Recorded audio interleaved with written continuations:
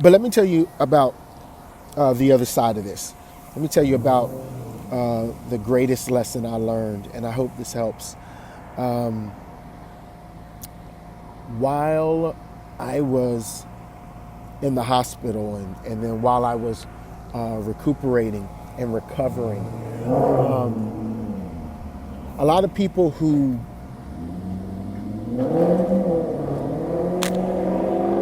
a lot of people around me. I'm at the mechanic getting my car fixed. So when you hear the car around me, that's why.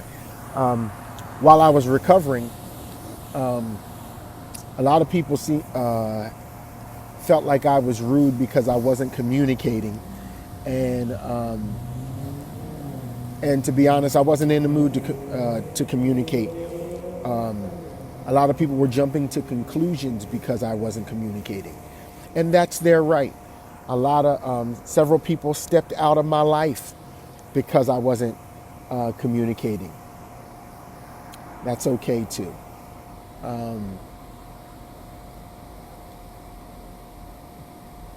I guess my silence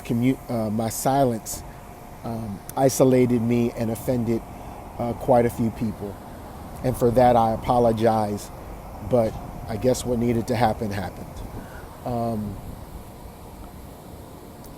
But this is what happened while I was in the hospital recovering. The weirdest thing happened. I began to hear this scripture, and the scripture was, "Weeping may endure for a night, but joy comes in the morning." And I was hearing the scripture, and I was trying to figure out. Every time we hear that scripture, we connect it with like death or something tragic. But joy comes in the morning. Like the sun's going to rise and it's going to be a whole new day. I'd like to give you a different perspective on that if I could. Because this different perspective changed my life, y'all. Weeping may endure for a night, but joy comes in the morning. When I actually understood it, I understood it a different way. Weeping may endure for a night, but joy only comes in the morning. Not the morning as in the time, not the morning as in the morning, but the morning as it relates to the mourning. The weeping over situations, the tears over things that have happened in your life, the pain that you've gone through in your life, the disappointments, the people who said they were for you and then lied, the people who were around you and decided that they were patient long enough and now they want to roll from your life. Number one, we need to understand people have a right. They have the free will to be a part of your life or the free will to step out of it. People have a right to demand a certain level of loyalty from you. And if they're not getting it, go on with their life. People have the God-given right to decide that you're not enough for them and they're moving on. They have that right. Things happen. But if we never mourn why we're weeping, if we never grieve the loss of the thing or grieve the sadness of a thing, we'll never move forward. When during these last 2 months, some things that I thought had levels of permanency to them, when my life shook, apparently they shook off. And I was upset because I was like, this is dumb as hell.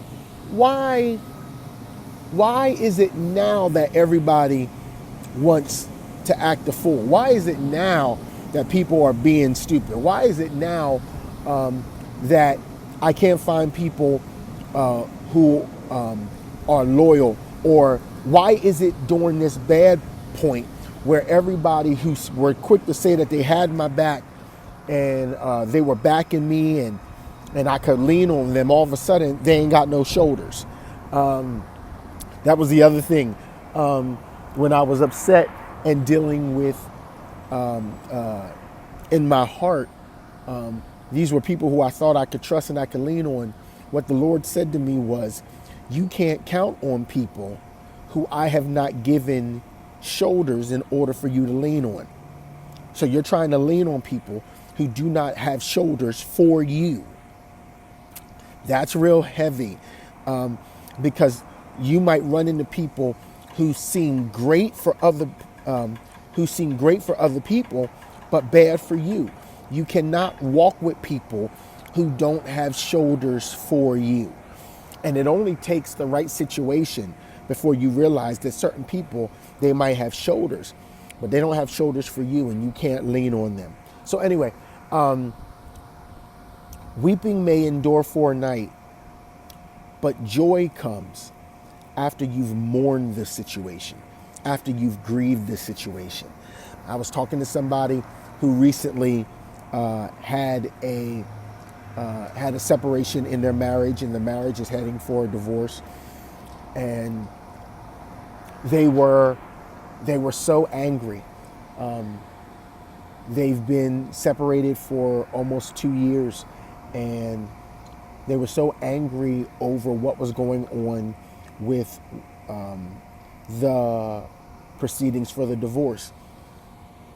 And I said to them, the sad thing is going to be that once this announcement of a divorce decree is final, you're still going to be stuck there because you're still going to be angry because you haven't grieved the loss. You haven't mourned the loss. You haven't mourned the bad decisions made. You haven't forgiven yourself. And I want to encourage every single one of you to buy my new book, which is already out. It's called Reignite Your Life. It's on Amazon. Go get it. It'll change your life, I promise you. It's called Reignite Your Life, because in every situation, we're always going to find something that we could have done better. We're always going to find a better route that we could have taken, better counsel that we could have followed, better decisions we could have made.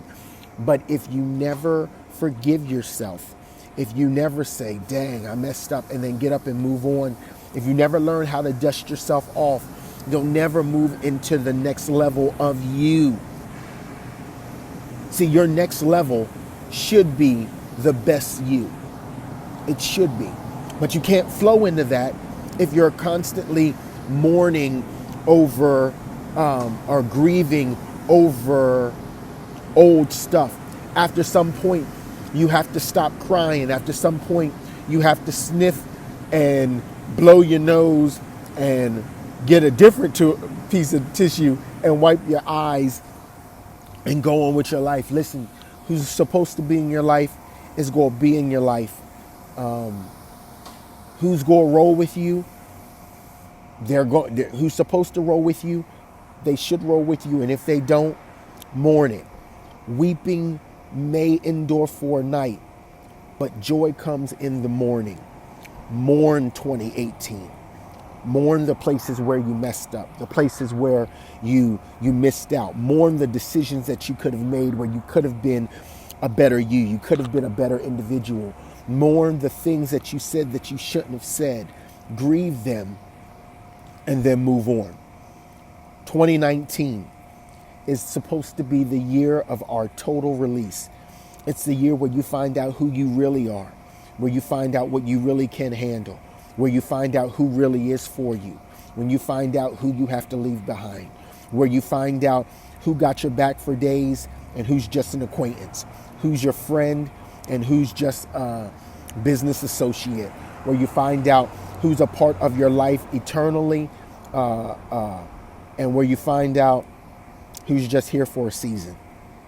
This is that year, and you're going to be better off for it. I love you. I got some special things that are in the works right now. The avalanche is coming, and once I start rolling, I won't stop for the rest of the year. All right, so I love you. Happy New Year. May this be your best year ever, from myself, my son Dominic, my daughters Jasmine and Kyle. Listen, we just want to tell you how much we love you, and I'm speaking for them. The Watson household is strong, and we got some additions coming on in the near future. So don't give up on us. We're coming, and we are going to scream. We are about to scream, and you're going to see not only my success, but the success of my babies. I'm so proud of them. Okay, so y'all have a great day. I want to bless you in Jesus' name. I have some major stuff coming up that's going to release you into greater dimensions and a greater knowledge of yourself. I want you to know that only you can stop you. Only you can stop you. So when you want to find out who can stand against you, just look in the mirror, because you really don't have any enemies. You just have a bunch of confused friends. I love you. Ain't nothing you can do about it. Bye.